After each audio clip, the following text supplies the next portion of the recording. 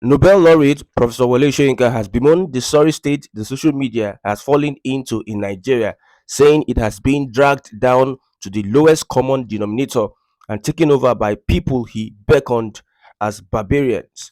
Soyinka said that in other climes, the social media is still valid as means of interactions because of the intellectual contents and reasoned engagements being deployed by users, but noted that here in the country, the reverse is the case as those who dragged it down have swapped the intellectual quotient aspect of it.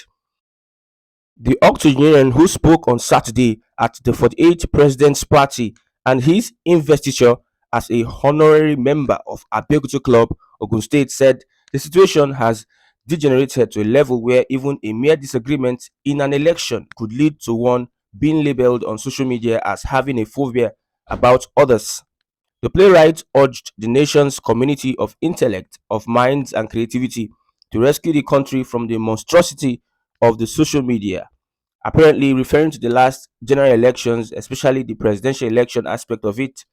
Soyinka said he was both astonished and flabbergasted that people were so power besotted that they could not even accept the possibility that they did not win the election, and rather than table their facts for thorough scrutiny, they resorted to demonization of others.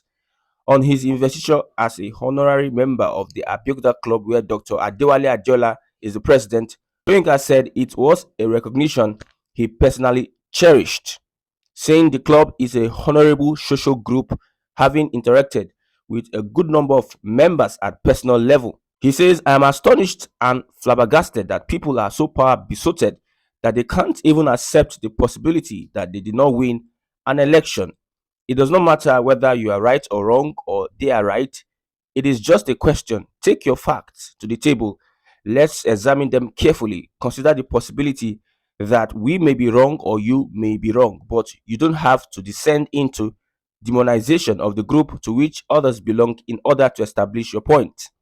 I don't deal on social media. As far as I'm concerned, barbarians have taken over social media and they have swapped the intellectual quotient which used to make and still make social media valid in other society.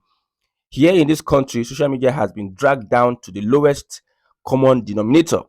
However, I believe in the community of the intellect of minds and creativity to rescue us from the monstrosity that the social media has become in this country. In a situation where disagreement in an election can lead one being labeled something phobia or whatever, it is certainly amazing that in a community of intellect, genuine and authentic value, and then we have a situation of something called the social media. The social media is awash with accusations of one being a kind of ethnophobic. So strange to me, but that is what we have been reduced to. And when that kind of accusation comes, there's no need or value in trying to say you are not.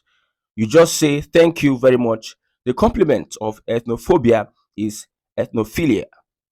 However, during the last election, the obedient movement came hard on Professor Wole Soyinka for calling them fascist because of some of their comments on the election and the electoral malpractices that ravaged the election.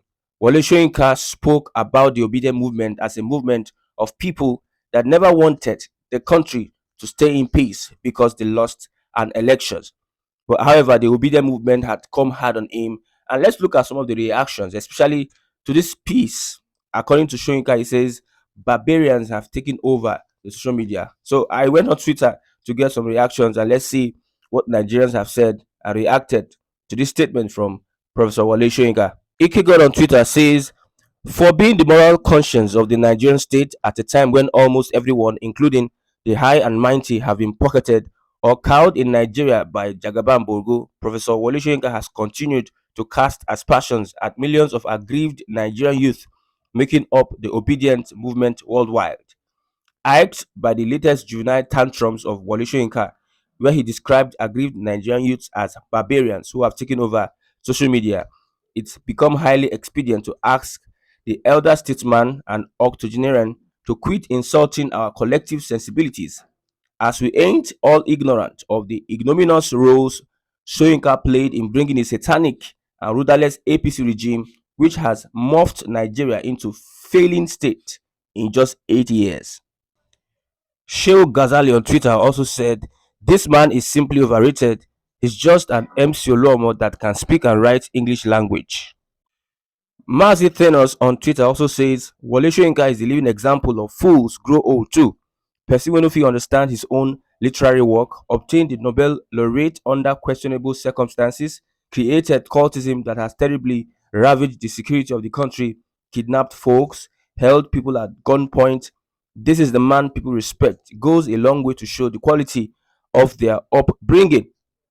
Buko says, imagine those he called barbarians never had a reckless, youthful life like him. In a sinner climb, Oleshoyinka should be in jail for threatening a radio presenter with a pistol for announcing a candidate against his wish. It is disheartening seeing beasts as elder statesmen.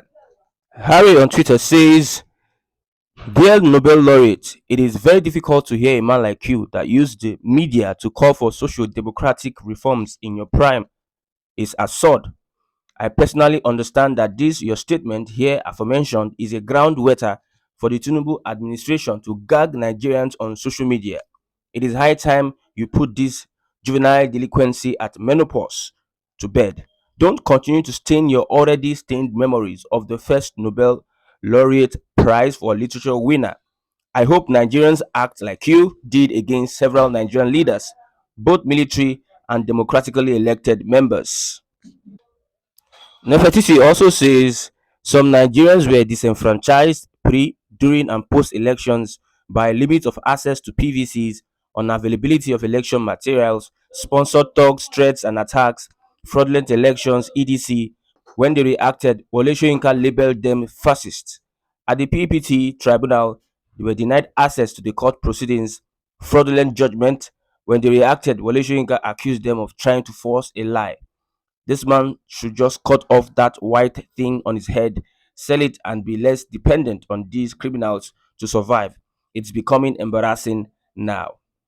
It is no news that during Wole Soyinka's prime, he used the social media and he was so radical about it. When you look at some of the publications, especially with that of Patience Jonathan, how he called her a hippopotamus, it makes you want to think what has changed in Wole Soyinka, who was an activist and somebody who stood for the truth. The last presidential elections, however, exposed a lot of things. Many elder statesmen had compromised and were not speaking against the evil that has sprung up its head in the country.